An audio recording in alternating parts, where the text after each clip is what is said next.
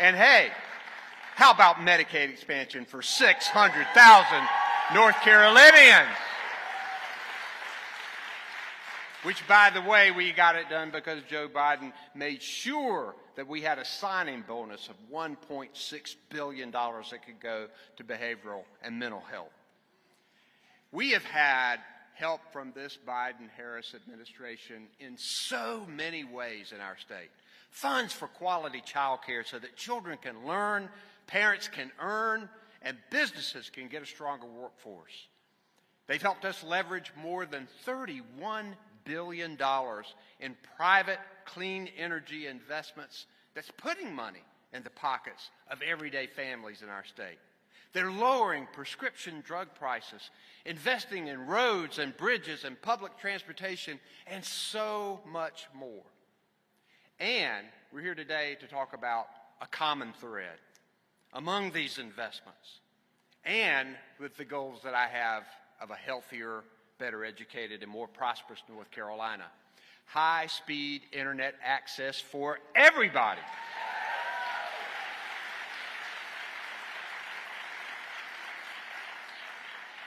You know, when I first took office, we went to work here in North Carolina, putting a plan together to get every business and every home connected to high-speed internet.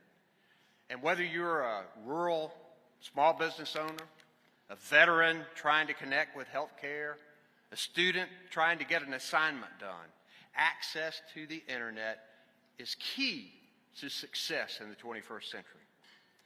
And we were making a lot of progress, doing good work, beginning to connect communities, putting our plan together, getting the legislature to appropriate some money, and piecing together grants.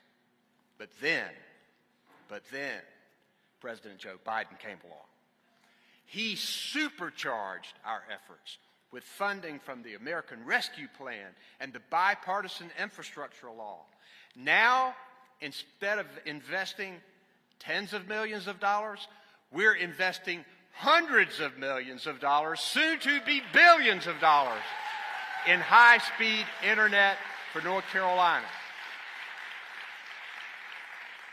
Because of President Joe Biden, North Carolina has become a leader in the quest to connect every single family and every single business to the internet.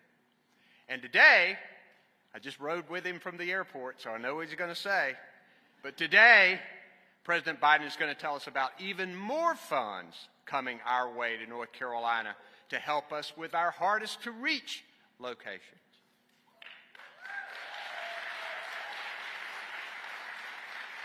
And another thing, President Biden knows, as I do, that it's not enough just to lay down the fiber-optic cable, although North Carolina manufactures more fiber-optic cable than any other state in the country. We know, too, that people need to be able to afford the internet and know how to use it. And to meet this challenge, I established the first in the nation Office of Digital Equity and Literacy. And we're helping people. We're helping people get the devices, the training, and the help they need to afford high-speed internet. Otherwise, you're playing a guitar without enough strings. And that is why we also need Congress to reauthorize the Affordable Connectivity Program. We have more than 880,000 North Carolinians getting that $30 a month to help them stay connected. And this program is vital for those families. And we work, and we're going to continue to work feverishly to get more people online. And I know that with President Biden's extraordinary help, we're getting closer to that healthier, better educated, and more prosperous North Carolina that I dream about. Joe Biden has led the way in making transformational investments that will be felt for generations to come, decades down the road. This man did more in his first 2 years as president than most presidents could do in 8 years. And we are ready for today's announcement and the boost that it'll give our state. Now let me leave you with this thought, that I was thinking about this morning. I want a president who wakes up every morning thinking about the American people instead of a president who wakes up every morning thinking about himself.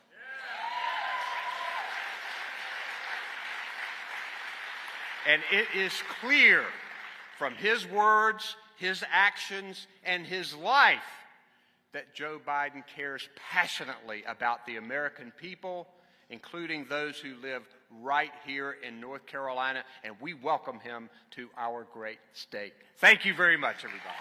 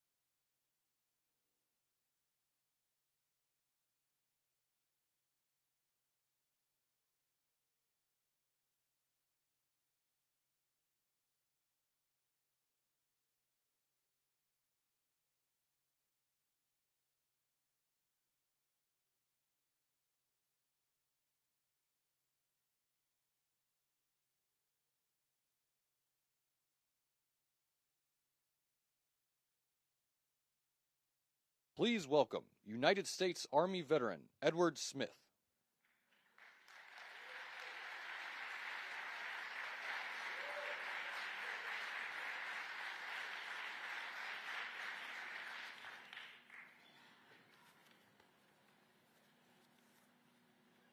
Good afternoon, everyone.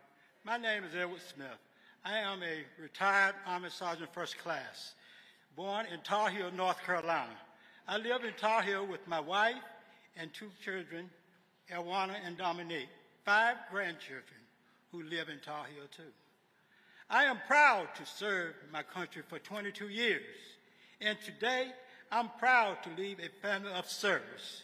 My son, Elwana, also served in the Army before coming back to Tar Heel. Before we got high-speed internet, I was doing a lot of paperwork to receive my VA benefits through the mail or by driving to the library. During the pandemic, my grandkids were doing a lot of their schoolwork online, and the service we had at that time was very slow. Thanks to President Biden, and with support from the state, my family and my neighbors are now connected to high-speed internet.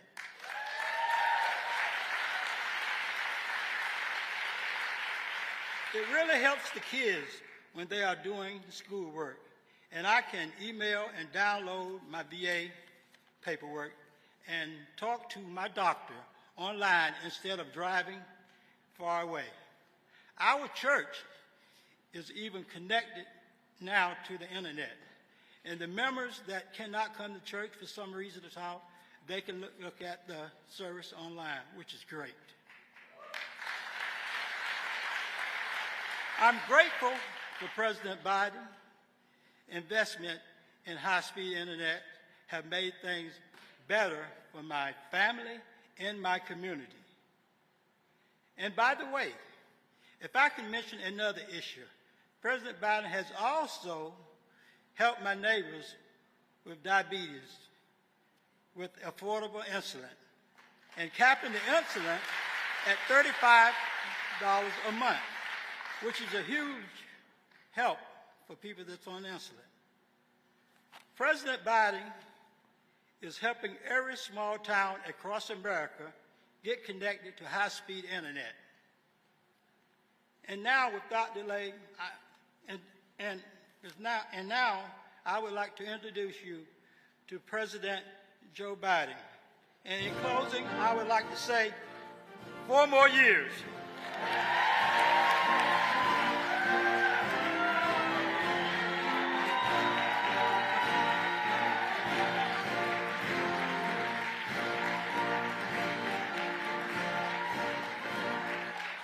Hey, everybody, how are you? Hello, Raleigh. What a great crowd. Please take a seat if you have one. I once said that at an event, and people didn't have chairs, and the press looked at me and said, what the hell's the matter with that guy? Anyway, Edward, thank you. Sergeant First Class, I was telling him my son, Bo, who I lost because of what happened in Iraq. Anyway, my son, Bo, when he made Major in Iraq, I was there. I wasn't with him when he made that, when he got promoted, but I was with him later at an event, anyway, in Iraq. I didn't want to say where I was, but, I said, Bo, congratulations, you're now a field grade officer. He looked at me and said, Dad, I don't know who runs the United States Army. Sergeants First Class run it. And that's a fact. So, Sarge, thank you very, very much. Folks, Governor Cooper and all the state officials here today, and by the way, you got the best governor in the country. Where is he? Roy, stand up. No, I mean it.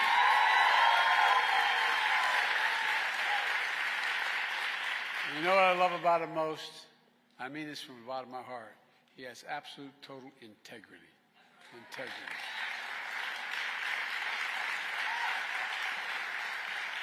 Thanks for the welcome back to North Carolina, Gov. I appreciate it very much. I also want to mention Congressman Deborah Ross. Where's Deborah? I just had my picture taken with her. That's probably why she left. No, all kidding aside. Anyway, oh, she couldn't be here, actually. That's not true. I got it mixed up. And she has, she fights very hard for the people of this district, and she's up in Washington right now. And folks, I'm here today to talk about something that doesn't get enough attention, and that's the progress we're making to invest in America, all of America. You know, there's a law written back in the 30s that says when the Congress passes a bill that has money in it to be spent to build something in America, whether it's an aircraft carrier or it's a highway or whatever it happens to be, that the president should use American workers and American products. For the longest time, Democrats and Republican presidents didn't abide by that very much. But I do, because I want to make sure that we're making it in America, building in America with American products, and that's why we've created 14 million new jobs. Folks, bringing opportunity and hope to people and communities across this country. Let me give you one example of bringing high-speed internet to every person in America. Nearly a century ago, Franklin Delano Roosevelt signed the Rural Electrification Act, bringing electricity to every home and farm in America, because it was in cities, but it wasn't in a lot of rural areas. Because electricity had become an essential part of modern life. So he wanted sure everyone had access to it. He was determined that no American should be left behind, no matter where they lived, whether in a big city or a rural area. Well, I tell you what, I made the same determination about our time, affordable, high-speed internet. It really is critical. It's just as essential today as electricity was a century ago. Who remembers, during the pandemic when schools were shut down, and the Sergeant First Class mentioned it, kids weren't able to attend school, so they go online. How many of you spent time in McDonald's parking lots tapping into their internet so you could do the homework with your kid? Look, think of all the workers who need internet to do their jobs when they're working from home. So many are working from home, have to work. Small businesses need internet to reach more customers here at home and literally around the world. And our seniors are needed in connection with their doctors through telemedicine because they can't make it to the doctors in person. High-speed internet isn't a luxury anymore. It's an absolute necessity. No, it really is. And yet, when I became president, around 24 million Americans didn't have access to affordable high-speed internet. And for millions more, their internet connection was limited or unreliable. That's why, as soon as I came into office, I took action with what we call the American Rescue Plan. And it included more than $25 billion to invest in affordable internet, high-speed internet all across America. A few months later, I signed a piece of legislation which many people didn't think we could get done, the Bipartisan Infrastructure Law. It's a once-in-a-generation investment to rebuild America's infrastructure, our roads, our bridges, our railroads, our high-speed internet, all of it paid for. And look, our goal is to connect everyone in America to affordable, reliable, high-speed internet by the year 2030, everyone in America. Just like Franklin Roosevelt did a generation ago with electricity. I promised to be a president for all America, whether you voted for me or not. These investments help all Americans in red states and blue states as well. We're not leaving anybody behind. Look around North Carolina, and with the leadership of Governor Cooper. With the partnership of your governor, we've invested more than $3 billion to expand high-speed internet in every county across the state. $3 billion.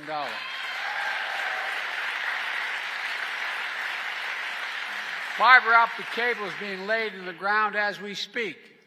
Over the next 3 years, over 300,000 homes and businesses all across North Carolina will be connected with affordable, high-speed internet. And today I'm announcing another major step. We're investing another $82 million to connect 16,000 additional homes and businesses, bringing high-speed internet all across the state of North Carolina, from top to bottom. By the end of the decade, we're going to finish the job reaching all the remaining homes, schools, libraries, small business, healthcare facilities in North Carolina that don't have access to high-speed internet today. Let me say that again. Universal, high-speed internet in all of North Carolina by the end of this decade. Folks, you just heard from Sergeant Smith a few minutes ago why it matters. He's retired Army, 22 years of service, which we owe him. He and his wife Emma live in Tar Heel, as he mentioned. North Carolina population, staggering population, 100 people. They've been using dial-up internet for years, just like everyone else in town. It took Edward far too long to download medical paperwork, as he mentioned the VA. It was hard for his grandkids who lived nearby to use the internet to do their homework. And then thanks to the American Rescue Plan, which I signed into law, fiber-optic cable was laid and the town got high-speed internet. And now Edward and Emma and the kids and the grandkids can use the internet quickly and easily, from getting care from the VA to doing their homework. Look, their neighbors include folks who can't attend local church services, he mentioned. They can stream these services at home every single Sunday. High-speed internet has been a game changer for their town and so many counties all across America. Look, and we're just getting started. But it's not enough to just have internet access. It needs to be affordable. So, here's what my administration did. We work with internet service providers to bring down prices for people struggling with their payments. It's called Affordable Connectivity Program. It's already helped 880,000 households in North Carolina save a total of $440 million in internet bills collectively. That's about 1 in 5 families across the state are saving $30 a month for internet bills, and some save a lot more. That savings matters in homes like the one I grew up in. Another $30, $40 a month was the difference between how many groceries you pay, the gas bill, all other necessities. It matters. It matters. Plus, the investment we're making in high-speed internet means something else as well. Good paying jobs. And folks, just ask the folks at the International Brotherhood of Electric Workers, the IBEW, or the Communication Workers Union, or the Laborers Union. We're putting thousands of people to work laying fiber optic cable all across America. And that cable will be made in America, put in by Americans. Even better, a lot of that cable will be made in North Carolina. Two American companies, CommScope and Corning, are investing more than $550 million to manufacture fiber optic cable, creating around 650 good-paying jobs in Hickory, North Carolina. A single starter. And there are going to be more. Already, 40% of all the fiber cable, optic cable in America is being manufactured in Hickory. And no, that number is going to continue to grow. Jobs are going to grow. And when jobs grow, everything grows. Everything grows. Everything in the community grows. All told, during my presidency, we've invested, and I know it's going to sound like not much to you all, but $11 billion in North Carolina. $11 billion in infrastructure, clean energy, everything from high-speed internet to clean water, new roads and bridges. For example, we're investing $1 billion, $1 billion, in a new rail line connecting Raleigh and Richmond, Virginia. Not only creating a whole hell of a lot of jobs, but it's going to take a lot of vehicles off the road. It's going to help with pollution. And guess what? It's going to cut the time. Well, let me give you an idea. Right now, the trip takes about 3 hours by train. With the new rail line, it's going to take you 2 hours. Think what that would mean to people traveling to work and visiting families. Think what it means in the reduction of highway bills. We're also investing $110 million to replace the Alligator River Bridge. Look, that bridge is a major hurricane evacuation route for the Outer Banks. So it's high time it get replaced because it's in trouble. The bridge now is far too low for boat traffic, which means cars have to stop and wait, sometimes several times a day, for the bridge to swing open so boats can pass underneath. Because the bridge mechanism is 60 years old, sometimes when it swings open it can't close, which stops cars and traffic for hours and sometimes days. Now we're building a new, higher bridge that boats can easily pass under it will be wider and more accessible to more cars to travel across every single day, saving time and saving money. Folks, what we're doing here in North Carolina is just one piece of a much bigger story. To date, 40,000 infrastructure projects have been announced across this nation. Since I've been to office, we've created 14 million new jobs. 440 new jobs in North Carolina alone just since I came back. That's because of this guy right here. Nearly 800,000 manufacturing jobs nationwide. Unemployment has been below 4% for the longest stretch in American history in the last 50 years. And here in North Carolina, unemployment is even lower. It's 3.5%. And the stats coming out today show that seeking unemployment insurance has even gone down. Fewer people are needing help. That's lower than it was in every single month under the last president. Wages are up. Household wealth is up.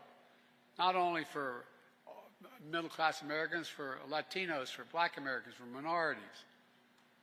Costs are still too high, but inflation continues to fall, and mortgage rates are falling, and they're going to fall more. Last week we learned that America filed 16 million in America, 16 million new applications for businesses, for a new business since I became president. Folks, that's a record. Every single one of those new small businesses is an act of hope, an act of hope. It generates progress. People are beginning to have, and if you look at the consumer confidence, it's way up. 64%, I think it maybe 62%. Americans think their personal circumstance is good and it's getting better.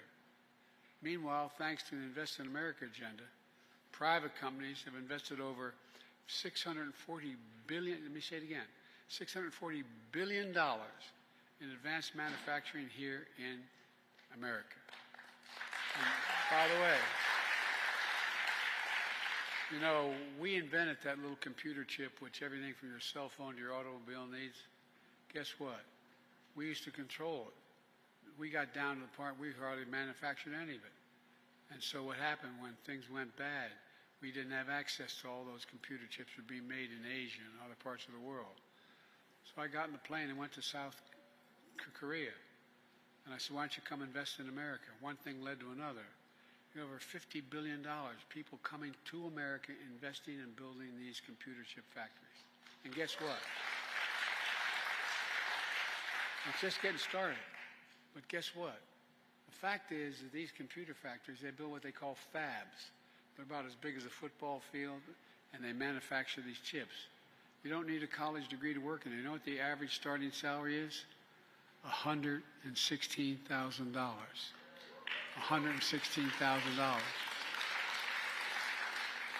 And look, put it all together. America has, this is a fact, the strongest growth rate of any and the lowest inflation rate of any major economy in the world. In the world. We have a lot more work to do. There's no question our plan of investing in America and the American people is working. It's all part of my economic vision.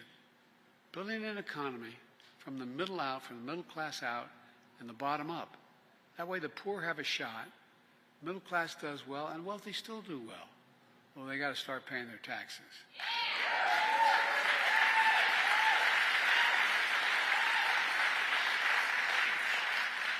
You know, I'm serious. I don't mean paying 60%. I mean just paying the top rate of 38%. Look, folks, you know how many billionaires we have in America today? 1,000. You know what their average rate, tax rate, federal tax rate is? Let's see, walk away from this. Federal tax rate is 8.5%. Raise your hand if you'd trade your tax rate for 8.5%. I mean, serious, think about this. There'd be $40 billion raised if they just paid 38%, if they even paid 25%. Folks, look, we all do well when the middle class does well and we grow. Everybody does well. You know, I'm so tired of trickle-down economics. I grew up in a family where not a lot trickled down on my dad's kitchen table. My dad was a hard-working guy. We weren't poor, but we lived in a 3-bedroom split-level home with 4 kids and a grandpa. And, you know, we were fine. It was okay. But there wasn't anything left over. There was nothing left over. But now, a lot of middle-class folks are having enough leftovers they can do things. Our approach is the fundamental break from trickle-down economics, supercharged by my predecessor. My predecessor, everything was trickled down, but not a lot trickled. No, I'm serious. Which tax cuts for the wealthy and big corporations, shipping goods overseas. How many people do you know in this state and other states? There was a factory in town that employed 300, 400 people. And all of a sudden you found that factory shipped overseas.